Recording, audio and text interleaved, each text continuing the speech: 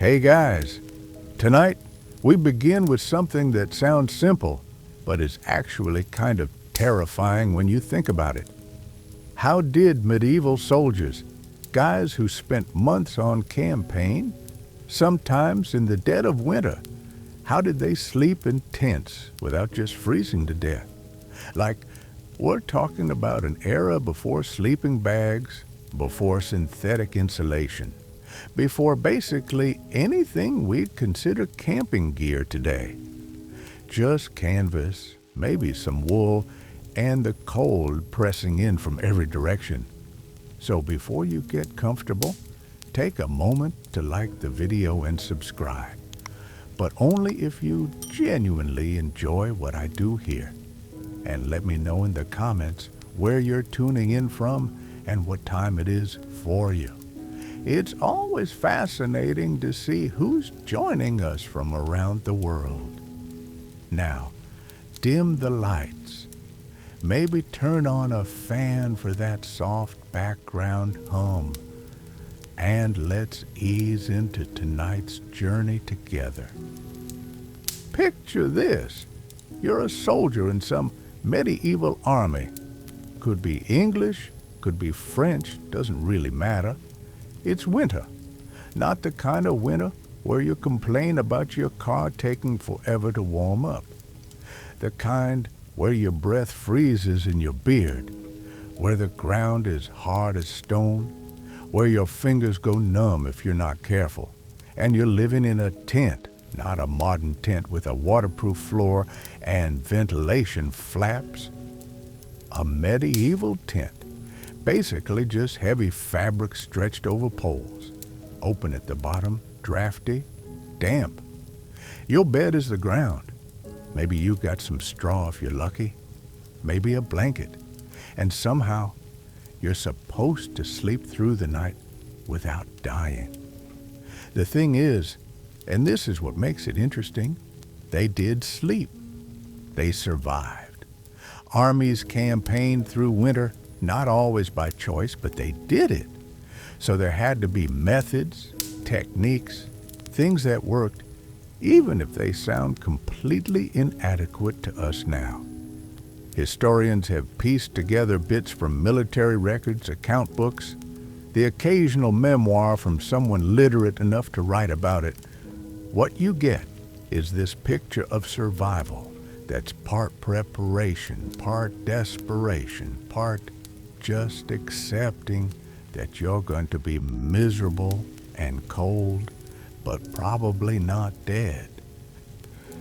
First thing you need to understand is that medieval soldiers didn't sleep alone. Not because of camaraderie, though that was part of it, because of heat, basic physics. Bodies generate warmth. Put multiple bodies in a confined space, and that warmth accumulates. So soldiers bunked together, sometimes 3 or 4 to a tent, sometimes more, depending on the size. They'd lie close, really close, the kind of proximity that would be weird in any other context. But when it's cold enough that you can see your breath indoors, personal space stops being a priority. They shared blankets, cloaks, whatever fabric they had. One guy's cloak might cover 2 or 3 people. Another's blanket might get layered on top. The idea wasn't individual comfort. It was collective survival. And there's evidence, scattered references in account books and supply lists that armies understood this. Tents were issued with specific numbers of occupants in mind. Not because of space constraints, though that mattered, but because the math of body heat required a certain density of people per shelter. Then there's the ground. This is something modern campers take for granted because we have sleeping pads, air mattresses, foam, insulators. Medieval soldiers had dirt, or mud, or frozen earth, and the ground, especially in winter, sucks heat right out of your body. Conduction. You lie directly on cold ground, and you're basically feeding your body heat into an infinite heat sink. So, soldiers didn't lie directly on the ground if they could help it. They used straw, lots of straw. Armies traveling through agricultural areas would requisition straw from local farms, sometimes paying, sometimes just taking it. Straw creates an insulating layer. It's not great insulation by modern standards, but it's better than nothing. The air pockets between the stalks slow down heat transfer. You pile it thick enough, and it makes a real difference. Some accounts mention soldiers stuffing their clothes with straw, their boots, even their blankets, anything to create more insulation.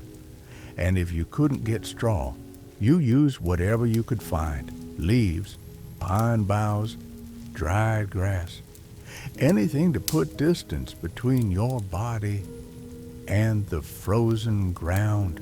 Clothing was the next layer of defense.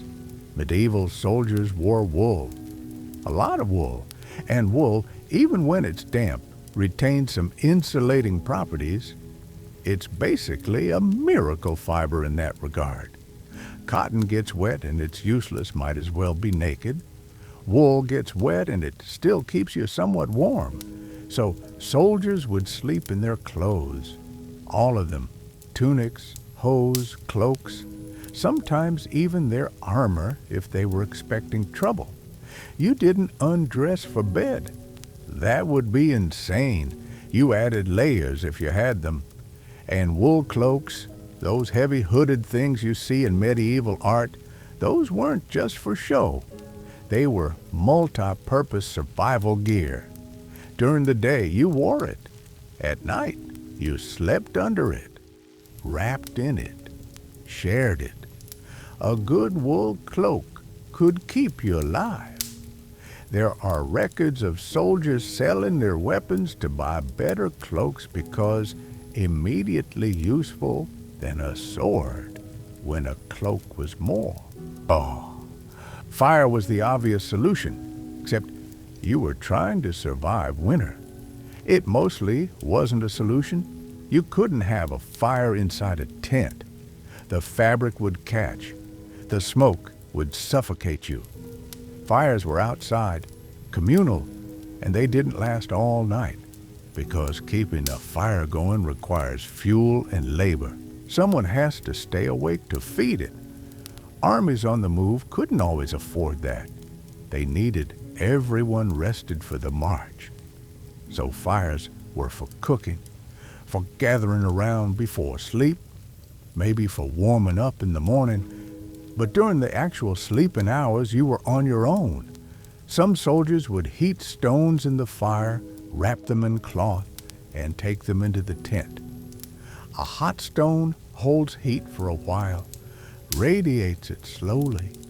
It's like a medieval hot water bottle. But stones cool down. By the middle of the night, your heated stone is just a cold rock taking up space in your bedding. Still, for those first few hours, it helped. And maybe that was enough to get you into deep sleep before the worst cold set in. Then there's alcohol. This is where things get sort of grim and sort of practical at the same time.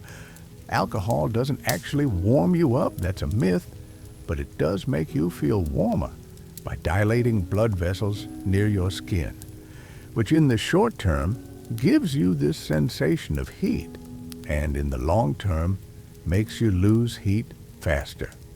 But if you're trying to fall asleep in a freezing tent, short term matters.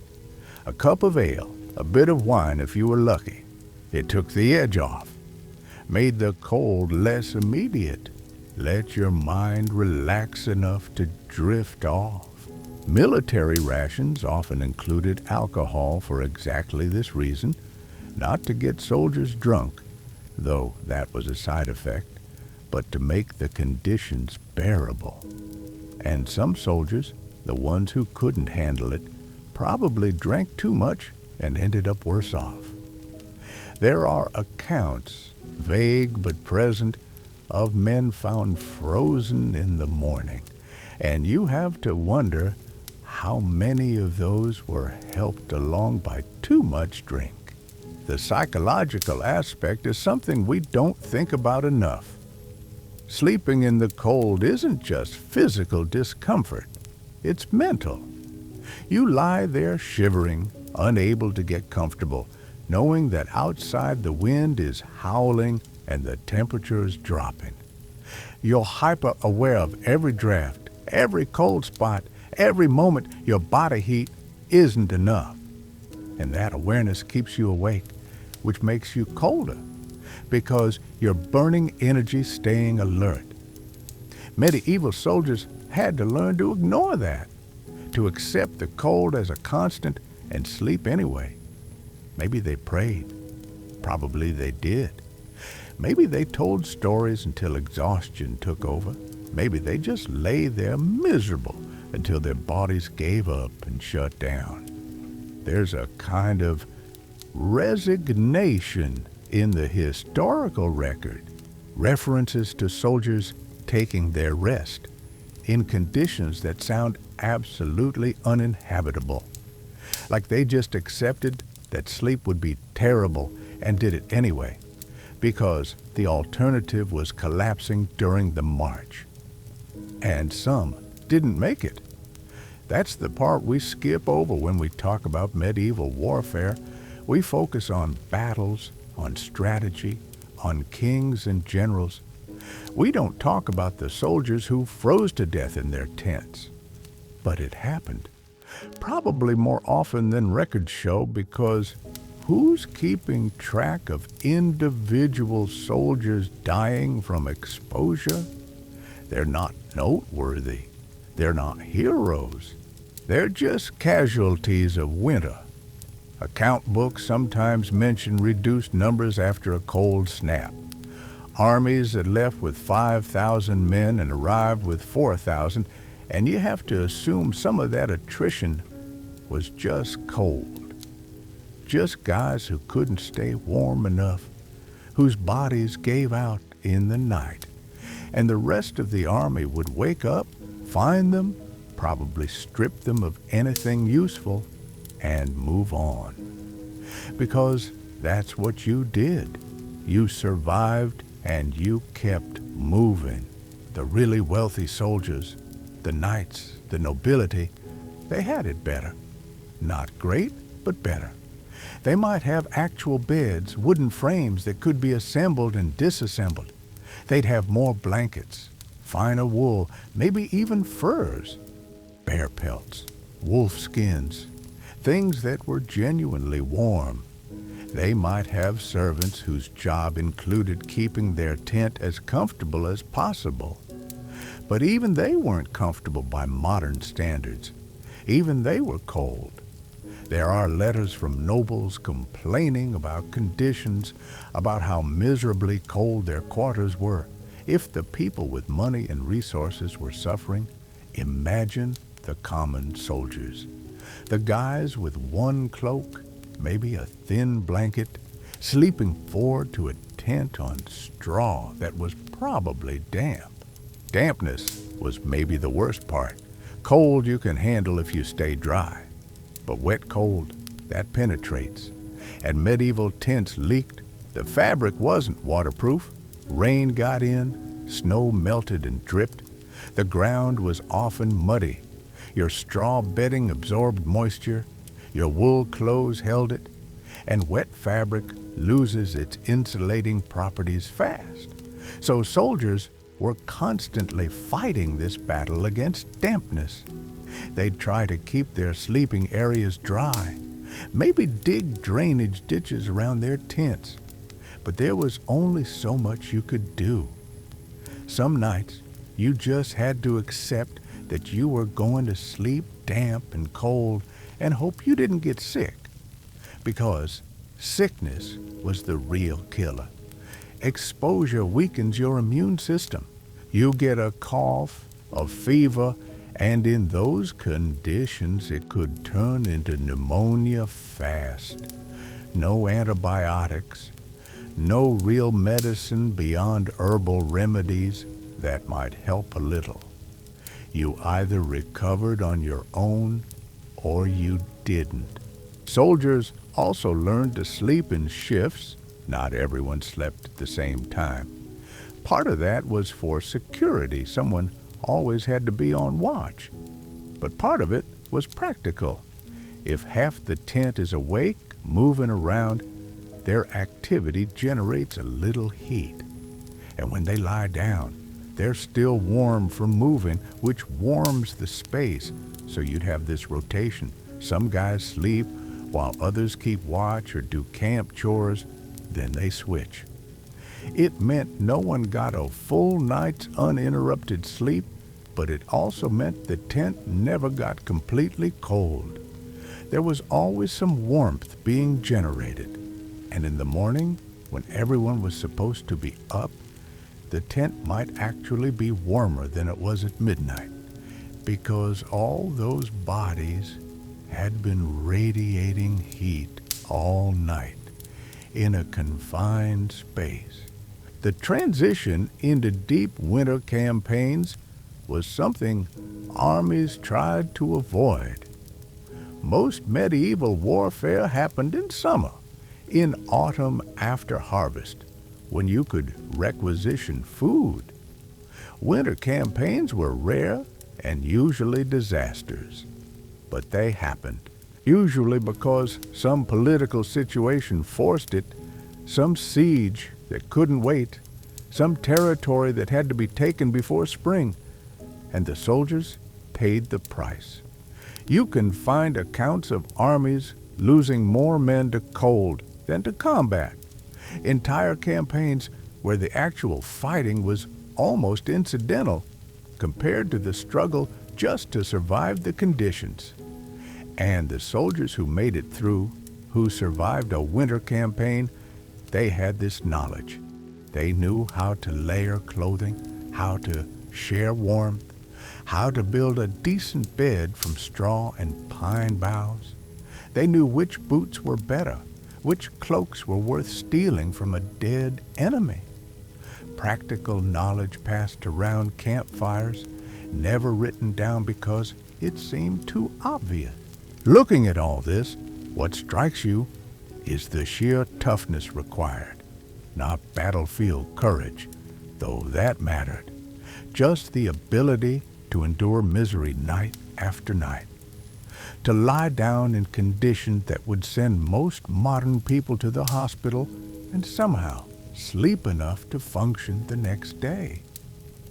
Medieval soldiers weren't superhuman. They were just people.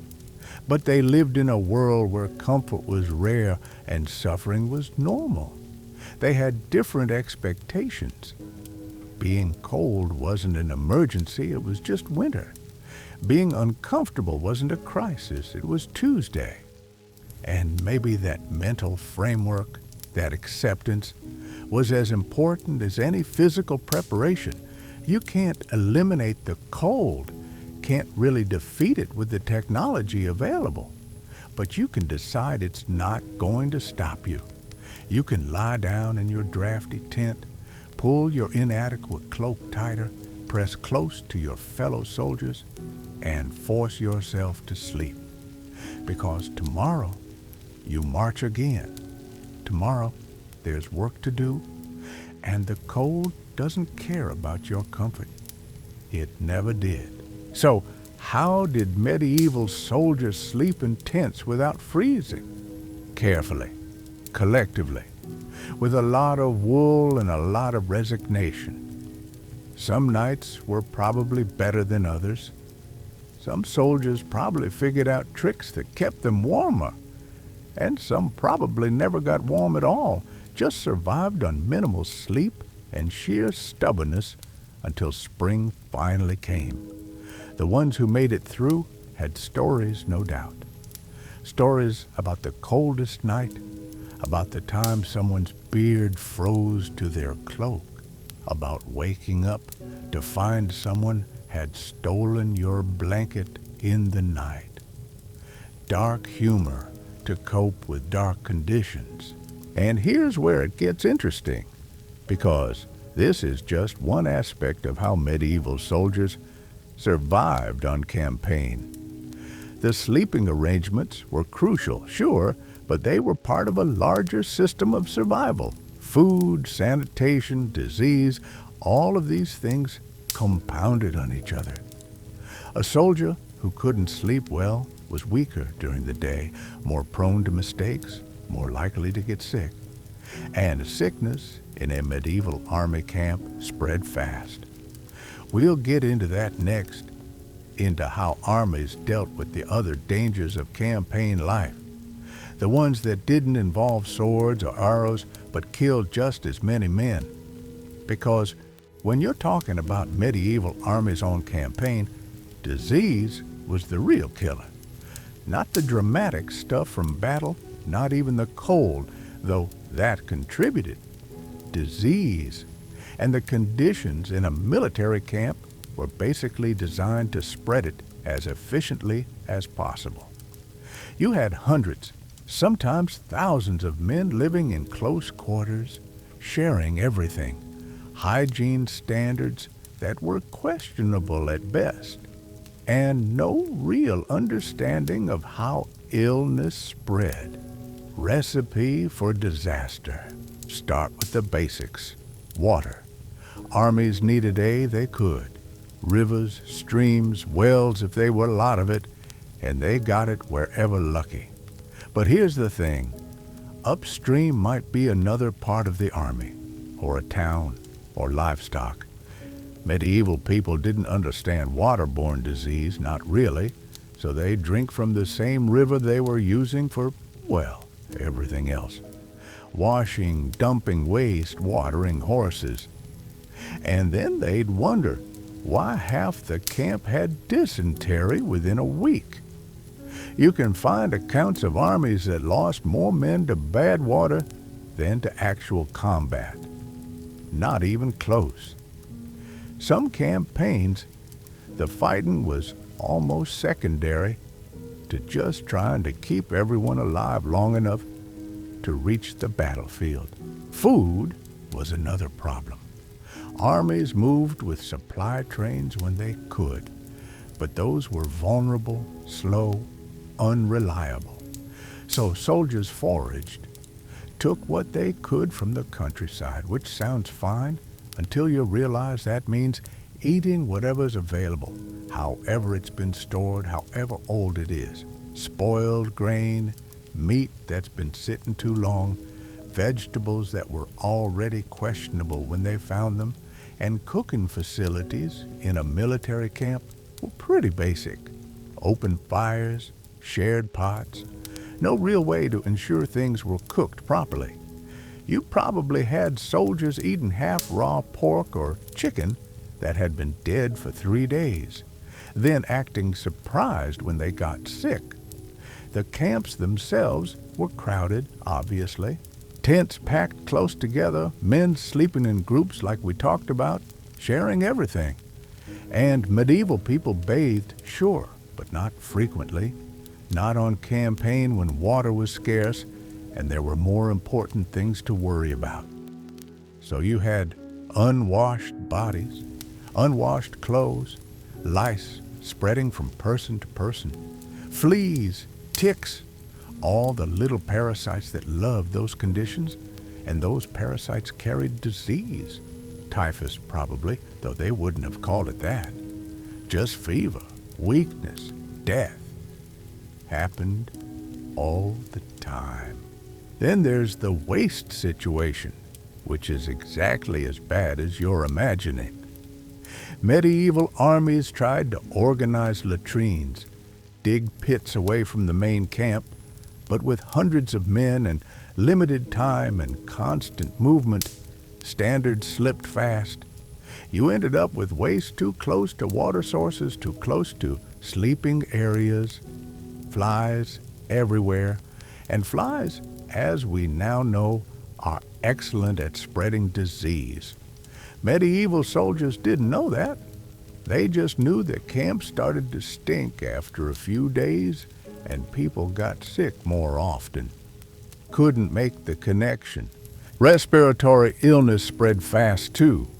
Cold, damp conditions, men sleeping pressed together in poorly ventilated tents, sharing the same air all night.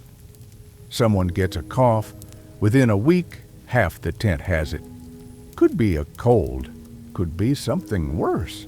Pneumonia killed plenty of medieval soldiers, especially in winter campaigns. Your body's already stressed from cold and poor nutrition, then you add a respiratory infection on top of that. Not good odds. And here's something that doesn't get talked about enough. Injuries that got infected. Not battlefield wounds, just normal accidents. A soldier cuts his hand chopping wood, scrapes his leg on a tent pole, gets a blister from his boots. In a clean environment with modern medicine, no big deal. In a medieval military camp, that cut could kill you. Infection set in fast when you're living in dirt, when your hands are always filthy, when there's no real way to keep a wound clean. Soldiers probably died from infected scratches more often than anyone recorded because it wasn't dramatic enough to write about. Just another guy who got sick and didn't recover. The medical care available was limited, let's be honest. Armies had surgeons, sure, but their job was mostly dealing with battle wounds, arrows, sword cuts, broken bones from falls. They weren't equipped to handle disease outbreaks, didn't have the knowledge or the tools. Their treatments for illness were often useless at best, harmful at worst. Bloodletting, herbal remedies that did nothing, prayers, well-intentioned but ineffective. And when disease really took hold in a camp, when dysentery or typhus or whatever it was started spreading, there wasn't much anyone could do except watch and hope they didn't get it themselves. Some armies handled this better than others. Commanders who enforced camp hygiene, who moved frequently so waste didn't accumulate, who made sure water sources were protected. Those armies suffered less. But it required discipline and organization and a leader who understood the importance of these things. Not every army had that. Some commanders focused entirely on tactics and strategy and assumed the soldiers would just deal with camp life on their own. And those armies died in droves from preventable diseases. Weather made everything worse. Rain turned camps into mud pits, made it impossible to keep anything clean or dry. Heat in summer meant faster spoilage of food, more insects, worse sanitation problems. Winter, which we've already covered, weakened everyone's immune systems.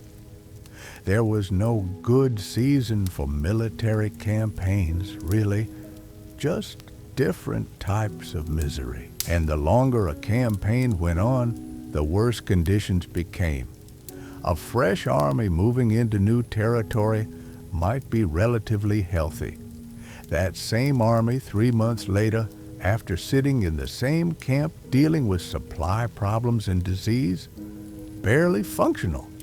You can find records of sieges where the besieging army lost more men to disease than the defenders lost to anything. They'd sit outside a city for months, conditions in their camp deteriorating the whole time. And by the time the city finally surrendered, the army was too weak to do much about it. Or they'd give up the siege entirely, not because they were defeated in battle, but because their own camp had become unlivable.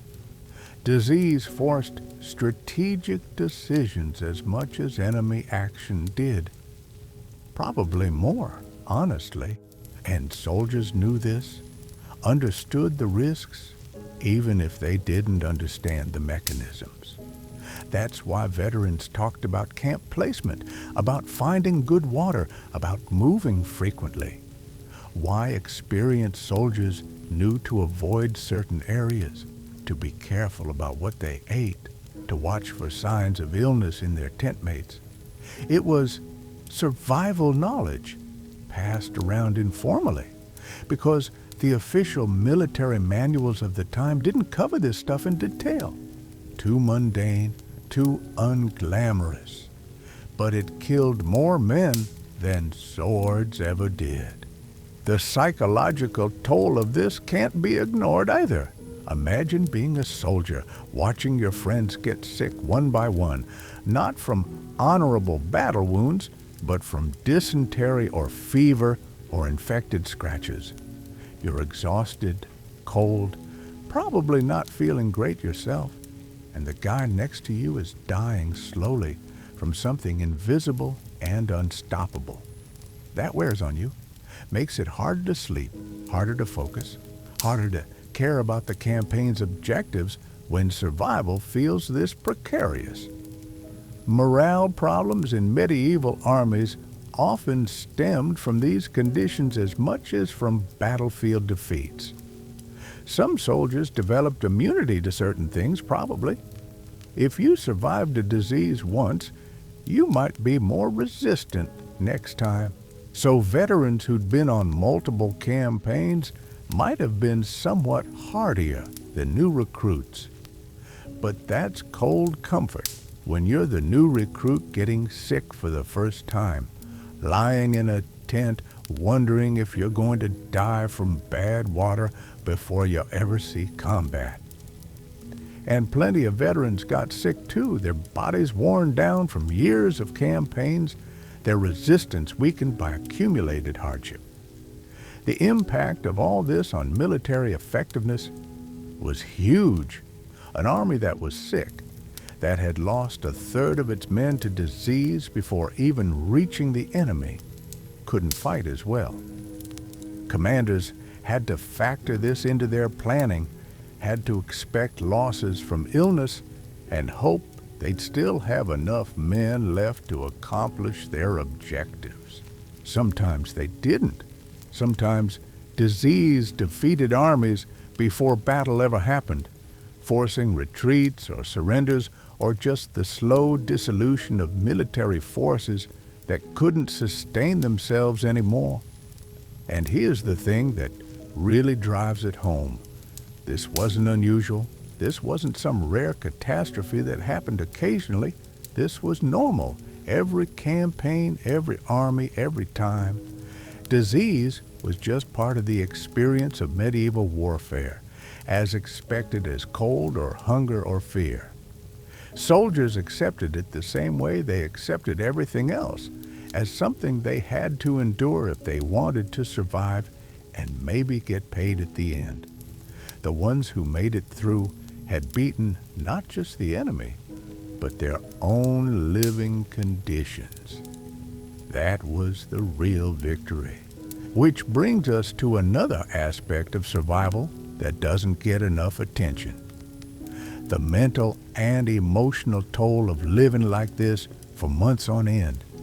Because it wasn't just physical endurance, it was psychological. How do you stay functional when everything around you is designed to break you down?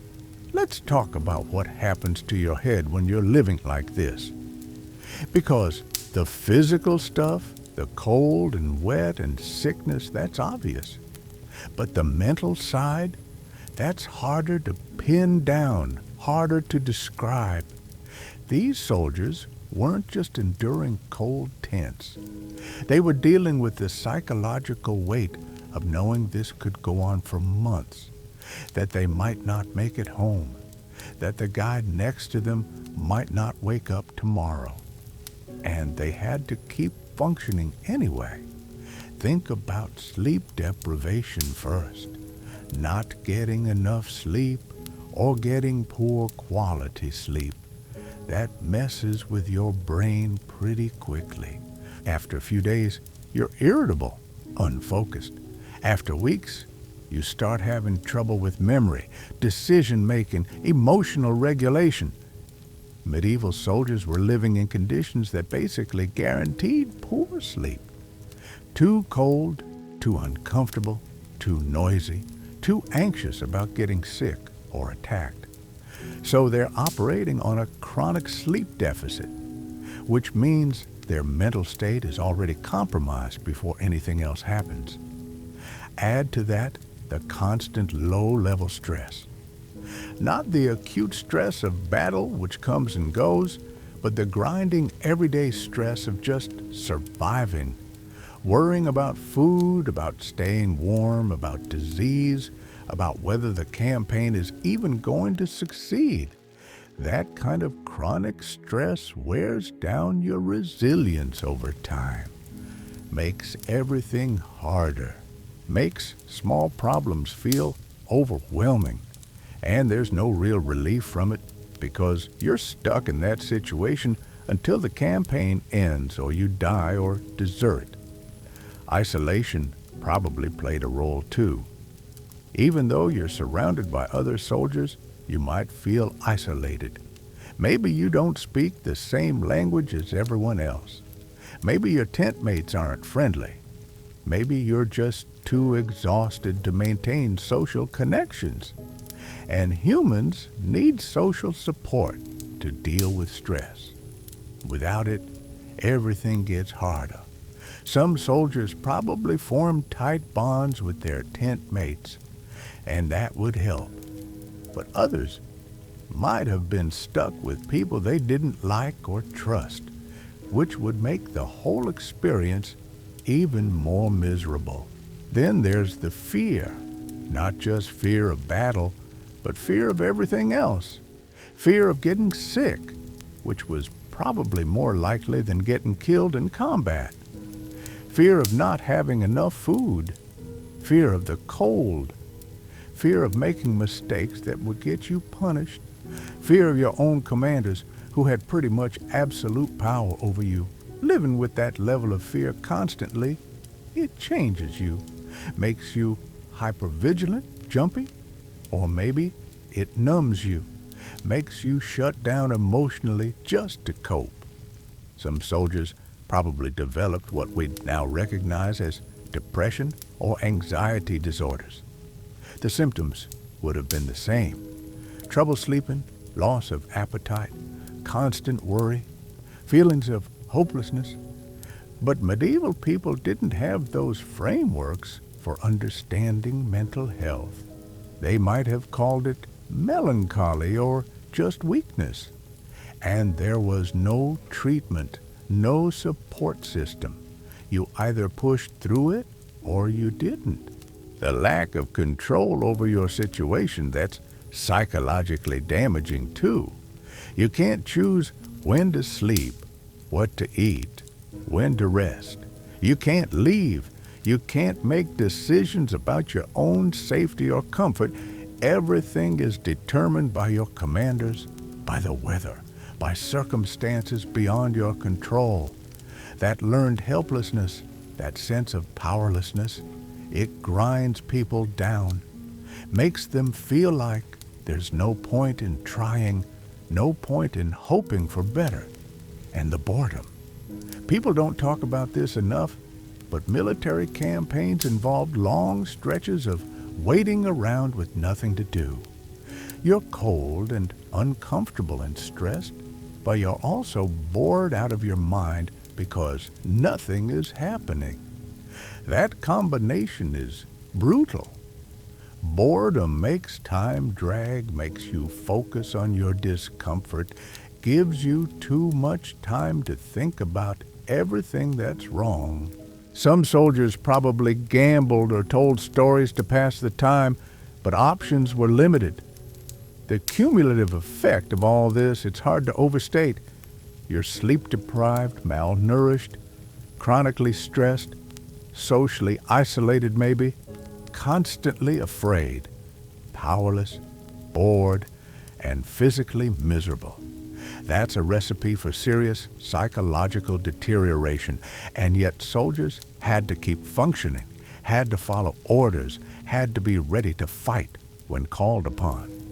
The ones who managed that, who didn't break down completely, they were incredibly resilient. But plenty didn't manage it. Plenty broke.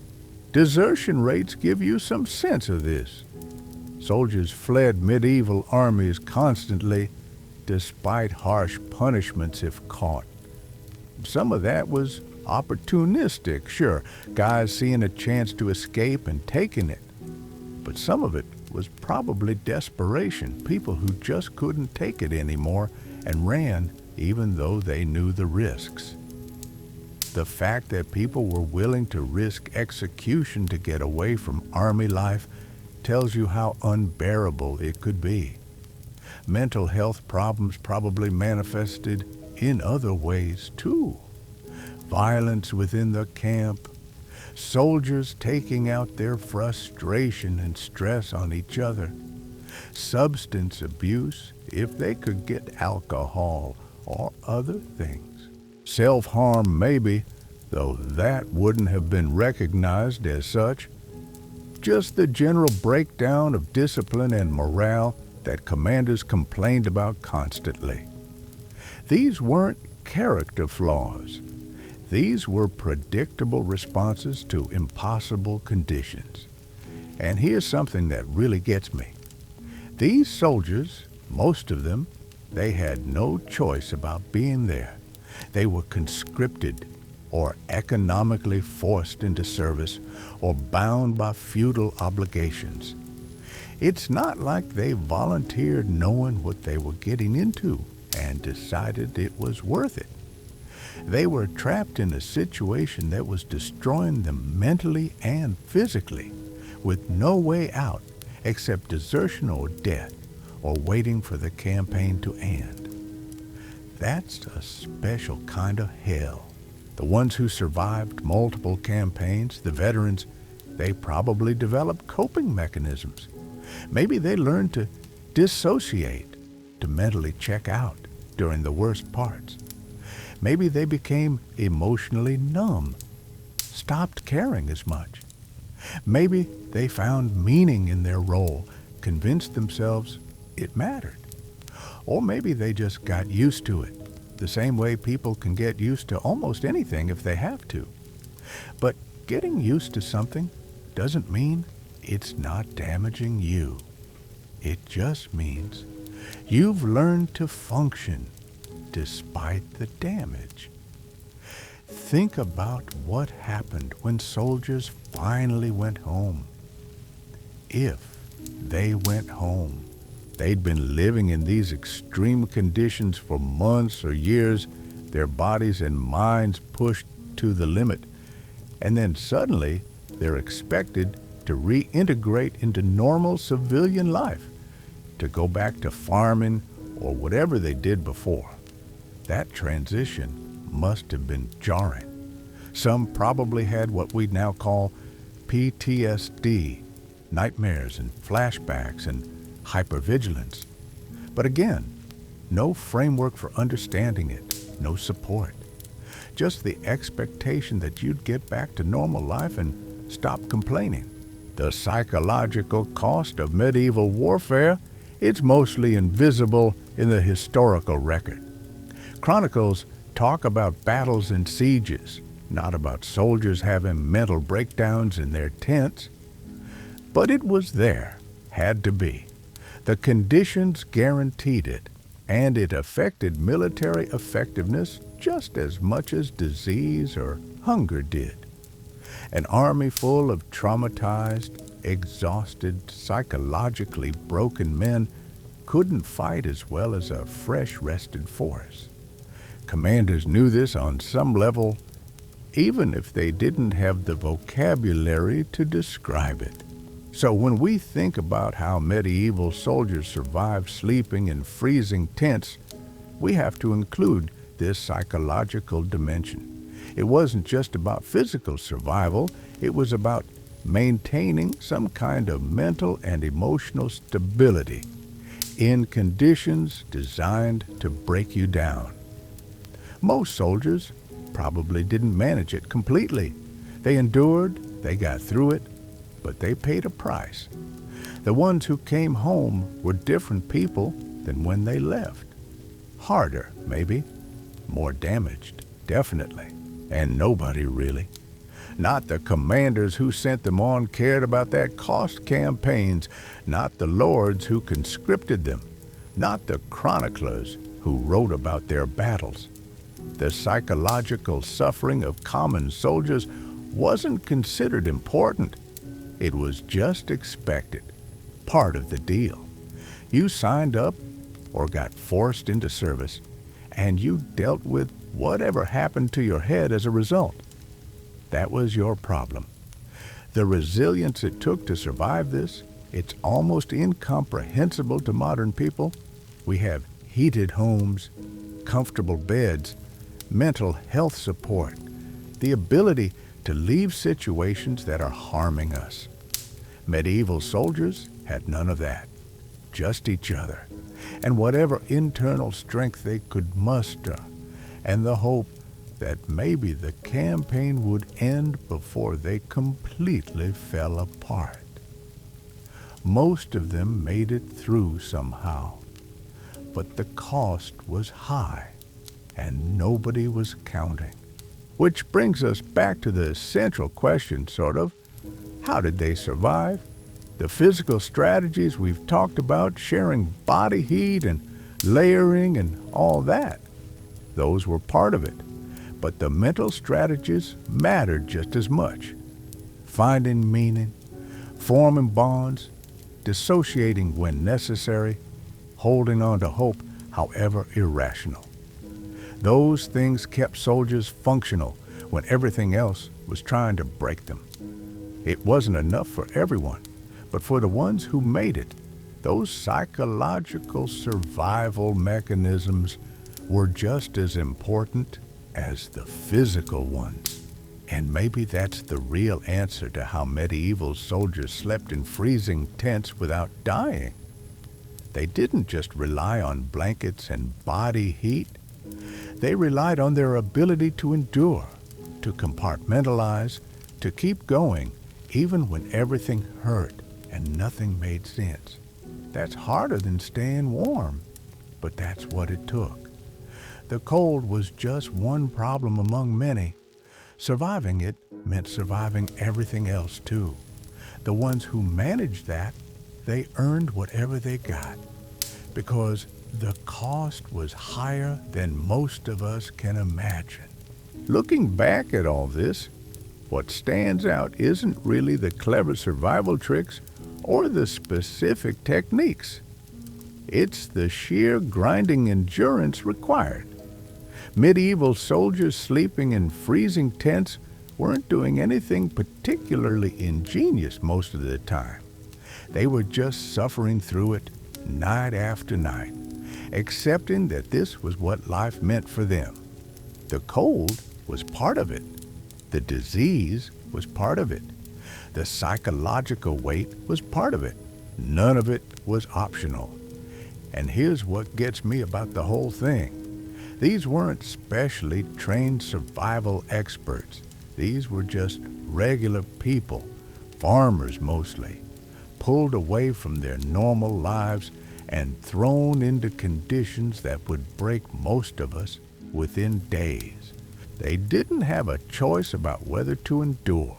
They just did it, because not enduring meant dying. And most people would rather suffer than die. That simple calculation kept armies functional through conditions that sound completely uninhabitable when you describe them now. The methods they used, sharing warmth and piling on wool and trying to stay dry, those were common sense adaptations. Nothing fancy, nothing that required special knowledge. Just humans figuring out how to not freeze to death with the resources available. And the fact that it worked, that armies could campaign through winter, and most soldiers survived, that tells you something about human adaptability. We can get used to almost anything if we have to. Doesn't mean it's pleasant, doesn't mean it's not causing damage, but we can do it.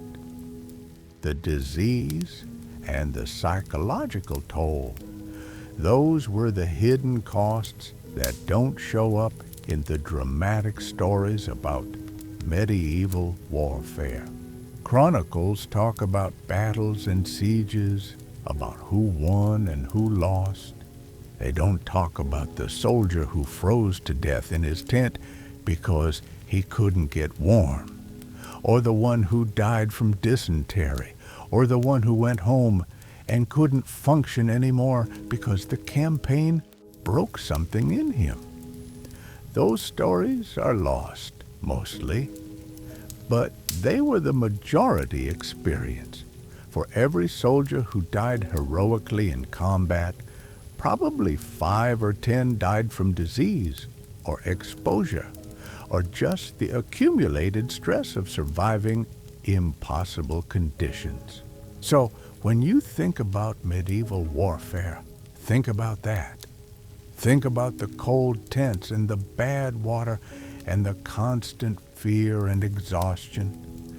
Think about men lying pressed together for warmth, trying to sleep despite everything, knowing tomorrow they have to get up and do it all again.